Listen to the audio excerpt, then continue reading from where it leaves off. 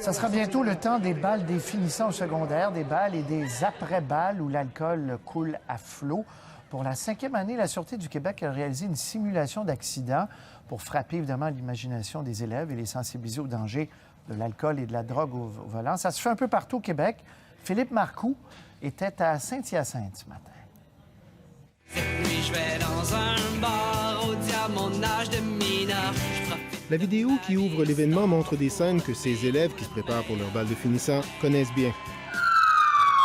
Mais ce à quoi les organisateurs veulent les sensibiliser se passe en direct au centre de l'aréna LP Gaucher de Saint-Hyacinthe. Nous, on ne peut plus rien faire présentement, malheureusement. Il faut qu'on le transporte à l'hôpital. C'est en arrestation aussi pour conduite dangereuse causant la mort, causant des lésions corporelles.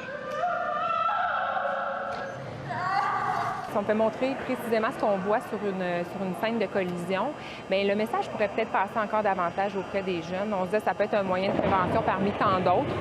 Et si ces scènes d'un réalisme troublant ne suffisent pas, la simulation était suivie du témoignage très émouvant de Sylvie Roy, la mère de Jade, une adolescente sans histoire, morte au volant en état d'ébriété en 2012.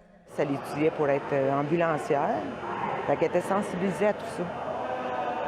Mais c'est pour ça que moi, je pense qu'il faut que je fasse ma part, parce que je me dis, il ne faut pas arrêter d'en parler. Parce que je pense qu'elle avait été sensibilisée, mais c'était peut-être pas encore assez. Et de toute évidence, les jeunes spectateurs ont été touchés par son message. C'est les conséquences, mais en voyant l'émotion de la mère, en voyant que c'est une histoire vraie, tout ça, on dirait qu'on en prend plus conscience, tu sais, puis juste d'avoir l'émotion comme ça, bien, on dirait qu'on va peut-être plus s'en souvenir aussi. Là. Avec des vrais témoignages d'une madame, la mère de Jade aussi, ça fait vraiment réaliser comment nos parents peuvent se sentir avec ça.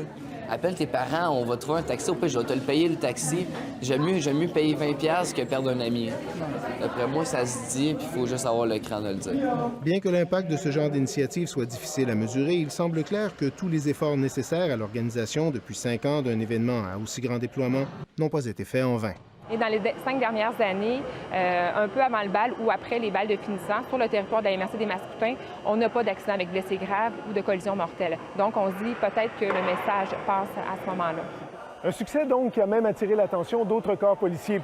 Des membres du service de police de la Ville de Montréal étaient présents pour observer et peut-être même s'inspirer de l'initiative de Saint-Hyacinthe. Ici Philippe Marcoux, Radio-Canada, Saint-Hyacinthe.